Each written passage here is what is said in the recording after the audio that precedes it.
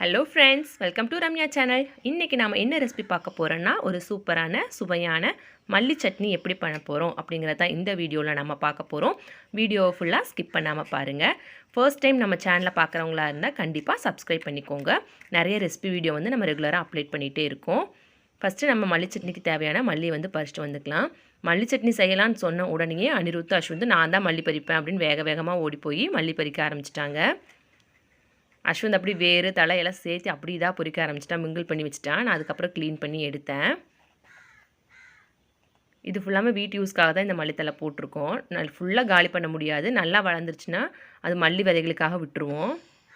மல்லித்தலையை பறித்து இதை நல்லா க்ளீன் பண்ணி எடுத்துக்கலாம். வேரில் தனியாக கட் பண்ணிவிட்டு நல்லா அலசி 2-3 டைம் நல்லா அலசி எடுத்துக்கலாம். மண்ணாக இருக்கும்.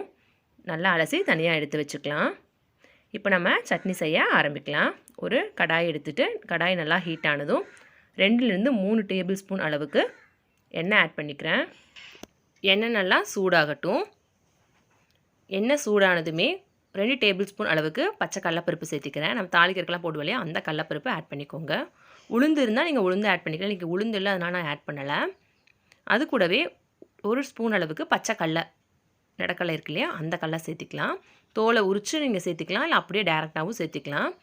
கடையில் வறுத்த கடலை கிடைக்கும். நீங்கள் வறுத்த கடலையாக இருந்தாலும் ஆட் பண்ணிக்கலாம், பிரச்சனை இல்லை. பச்சை கடலையாக இருந்தாலும் அப்படியே நீங்கள் ஆட் பண்ணிக்கோங்க. ஸ்கின் எடுக்கிறது எடுக்காது உங்கள் ஆப்ஷன். நீங்கள் ஸ்கின் எடுக்கலாம், அப்படியே தான் போட்டிருக்கேன். அது கூடவே 2 பல் பூண்டு ஆட் பண்ணிக்கலாம். நல்லா ஃப்ரை ஆகட்டும். அது கூடவே உங்கள் காரத்துக்கு தகுந்த மாதிரி வரமிளகாய் ஆட் பண்ணிக்கலாம். பச்சை மிளகாய் இருந்தால் பச்சை மிளகாய் ஆட் பண்ணிக்கோங்க. வரமிளகாய் இருந்தால் வரமிளகாய் ஆட் பண்ணிக்கோங்க. இந்த அளவு புளியை வந்து நாம் ஆட் பண்ணிக்கலாம். நான் இன்றைக்கி 5 வரமிளகா ஆட் பண்ணியிருக்கேன். காரம் ரொம்ப கம்மியான மிளகா, அதனால் 5 ஆட் பண்ணியிருக்கேன். இன்கேஸ் உங்கள் வீட்டில் இருக்க மிளகா நல்லா காரமாக இருந்துச்சு அப்படின்னா நீங்கள் 3 ஆட் பண்ணிங்கனாலே போதுமானதாக இருக்கும். பச்சை மிளகாயாக இருந்தாலும் 3 ஆட் பண்ணுங்கள். நீளமாக இருந்து பச்சை மிளகாயாக இருந்தால், நீளவாக்கில் இருக்கும் இல்லையா பச்சை மிளகா, அந்த மிளகாயாக இருந்தால் அது காரம் கம்மியாக தான் இருக்கும். அது வந்து நீங்கள் ஒன்று எக்ஸ்ட்ராவே நீங்கள் ஆட் பண்ணிக்கலாம். இப்போ இது எல்லாமே நல்லா ஃப்ரை ஆகட்டும். நல்லா ஃப்ரை ஆகிடுச்சு. இது கூட 10-15 பல் சின்ன வெங்காயம் நான் ஆட் பண்ண போகிறேன். நீங்கள் பெரிய வெங்காயம் ஆட் பண்ணலாம், பட் சட்னி இனிச்ச மாதிரி இருக்கும். எந்த சட்னியாக இருந்தாலுமே சின்ன வெங்காயம் ஆட் பண்ணிங்கன்னா அது ஒரு தனி டேஸ்ட்டு தான். சாம்பார் வெங்காயம் நல்லா காஞ்ச வெங்காயமாக கிடைக்கலையோ அந்த வெங்காயம் ஆட் பண்ணுங்கள். பச்சை வெங்காயமாக இருந்தாலும் டேஸ்ட் கம்மியாக தான் நமக்கு கிடைக்கும் சட்னி. இப்போ இது கூடயே கொஞ்சம் கருவேப்பிலை ஆட் பண்ணிக்கலாம். இதையும் சேர்த்து நல்லா நம்ம ஃப்ரை பண்ணி விட்டுக்கலாம். நல்லா ஃப்ரை ஆகட்டும். 2 மினிட்ஸ் நல்லா ஃப்ரை ஆகட்டும். 2 நிமிஷத்தில் நல்லா ஃப்ரை ஆகி வந்துடும் நமக்கு. ஏன்னா நம்ம அளவாக தான் எடுத்துருக்கோம், அதனால் சீக்கிரம் ஃப்ரை ஆகி வந்துடும். ஃப்ளேமை வந்து மீடியமில் வைங்க. ஹை ஃப்ளேமில் வச்சிங்கன்னா பூராமே கரிஞ்சு போயிடும். மீடியம் ஃப்ளேமில் வச்சு நல்லா ஃப்ரை பண்ணி எடுத்துக்கோங்க. வெங்காயம் நல்லா ஃப்ரை ஆன உடையே ஒரு மீடியம் சைஸ் தக்காளியை வந்து 4 கட் பண்ணி ஆட் பண்ணிக்கோங்க. சின்ன சைஸ் தக்காளி நீங்கள் ஆட் பண்ணால் போதும். ரொம்ப பெருசாக ஆட் பண்ணிங்கன்னா தக்காளி சட்னி மாதிரி ஆயிடும். சின்ன சைஸ் தக்காளியை கட் பண்ணி ஆட் பண்ணிக்கோங்க. இதுவும் நல்லா ஃப்ரை ஆகட்டும். நல்லா தக்காளி வந்து மசிஞ்சு வரணும், இல்லைன்னா உங்களுக்கு பச்சை தக்காளி வாசம் அப்படியே அடிக்கும். இப்போ இந்த சட்னிக்கு தேவையான அளவு உப்பு ஆட் பண்ணிக்கலாம். 1 ஸ்பூன் அளவு உப்பு ஆட் பண்ணாலே போதுமானதாக இருக்கும். இந்த ஸ்பூனில் 1 ஸ்பூன் ஆட் பண்ணிங்கன்னா போதும். அதுவே கரெக்டான உப்பில் இருக்கும். நல்லா ஃப்ரை பண்ணி விட்டுக்கோங்க. நல்லா தக்காளி மசிஞ்சு வரட்டும். 2-3 மினிட்ஸ் ஆகும் இது ஃப்ரை ஆகி வர்றதுக்கு.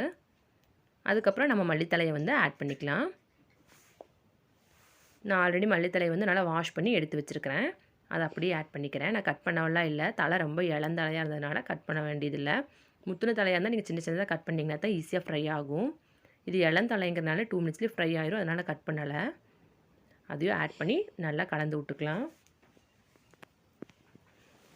மல்லித்தலை சேர்த்துட்டு ரொம்ப நேரம் ஃப்ரை பண்ணக்கூடாது. அந்த மல்லித்தலையோட கலர் வந்து சேஞ்ச் ஆகிறதுக்கு முன்னாடியே நம்ம இறக்கிடணும்.